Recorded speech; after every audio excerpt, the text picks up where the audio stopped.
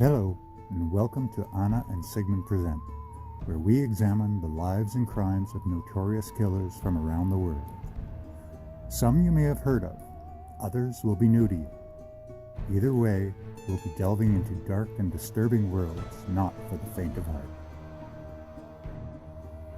Today on the channel, we'll be examining the life and crimes of Aileen Wuornos, commonly referred to as America's first female serial killer. Working as a prostitute along Florida's highways, Wuornos robbed and killed 7 of her clients over the course of 12 months between 1989 and 1990. Even though she claimed self-defense, she was found guilty and sentenced to death by lethal injection. Was she a psychopathic miscreant who deserved what she got? Or was this a miscarriage of justice, and she was indeed defending herself from her clients? Whichever is the case, these events gained her a level of notoriety few women have reached in the United States. This is the story of Aileen Wuornos.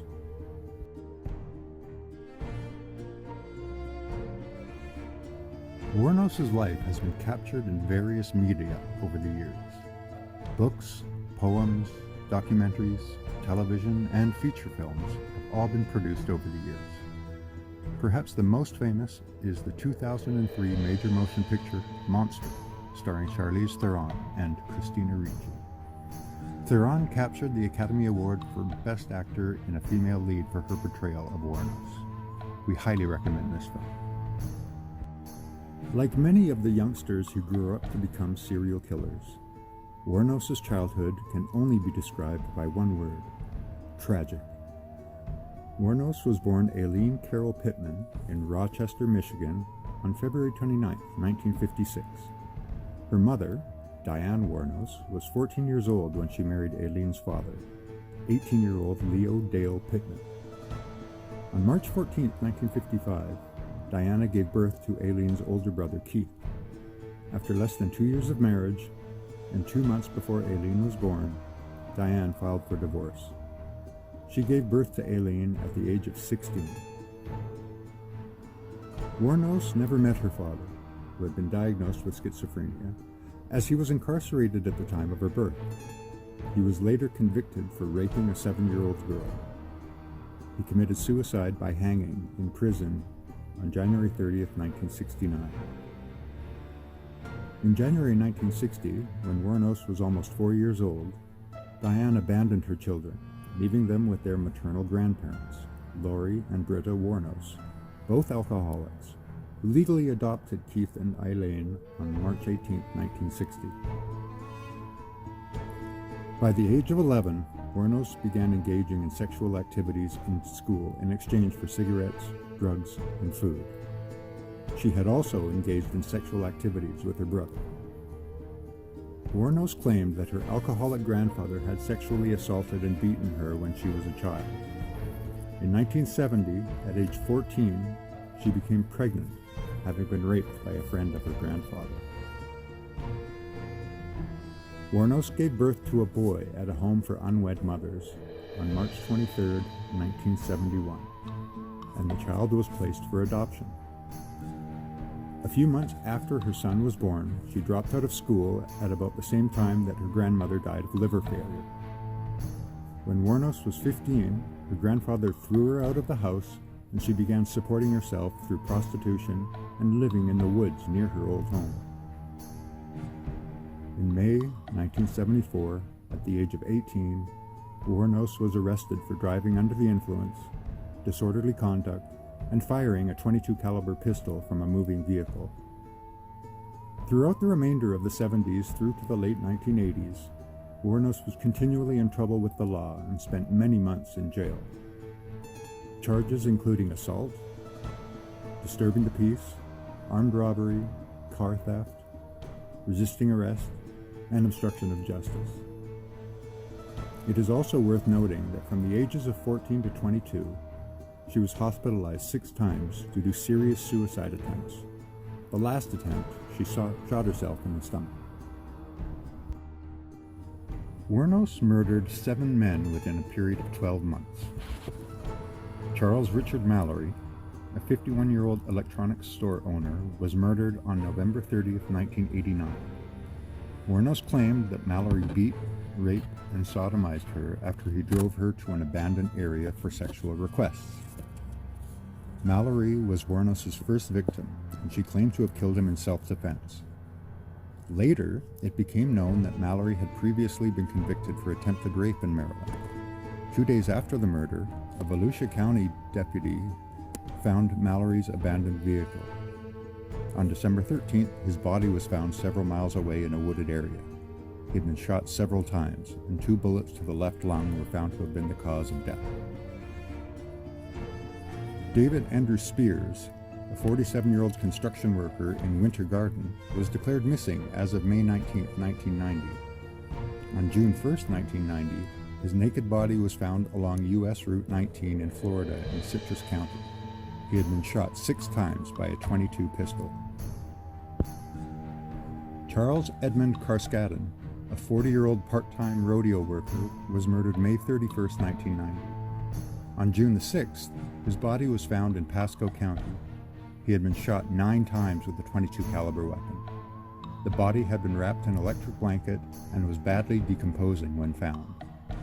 Witnesses claim they saw Wuornos in possession of Karskadin's car, and Wuornos had also pawned a gun identified as belonging to Karskadin. Peter Abraham Seams, a 65-year-old retired merchant seaman, left Jupiter, Florida for Arkansas in June 1990. On July 4th, his car was found in Orange Springs, Florida. Wuornos was seen abandoning the car, and her palm print was found on the interior door handle. His body was never found. Troy Eugene Burress, a 50-year-old sausage salesman from Ocala, Florida, was reported missing on July 31, 1990. On August 4, 1990, his body was found in a wooded area along State Road 19 in Marion County. He had been shot twice. Charles Richard Dick Humphreys, a 56-year-old retired U.S. Air Force major, former state child abuse investigator, and former chief of police, was murdered September 11, 1990. On September 12th, his body was found in Marlin, Georgia.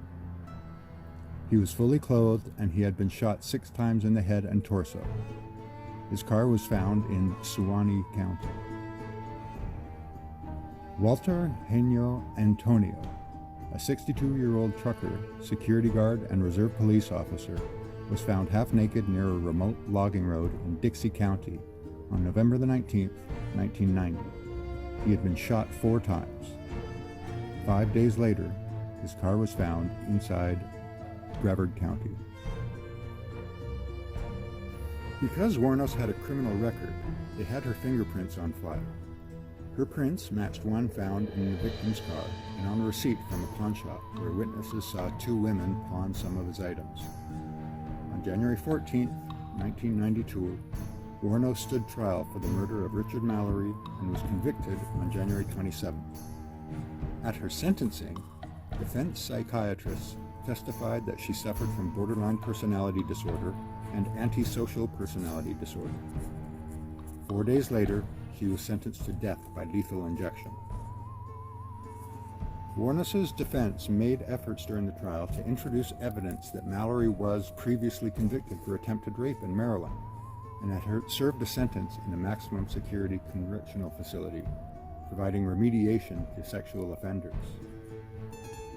Records obtained from the correctional institution showed that from 1958 to 1962, Mallory was committed for treatment and observation resulting from a criminal charge of assault with intent to rape, and received an overall 8 years of treatment from the facility.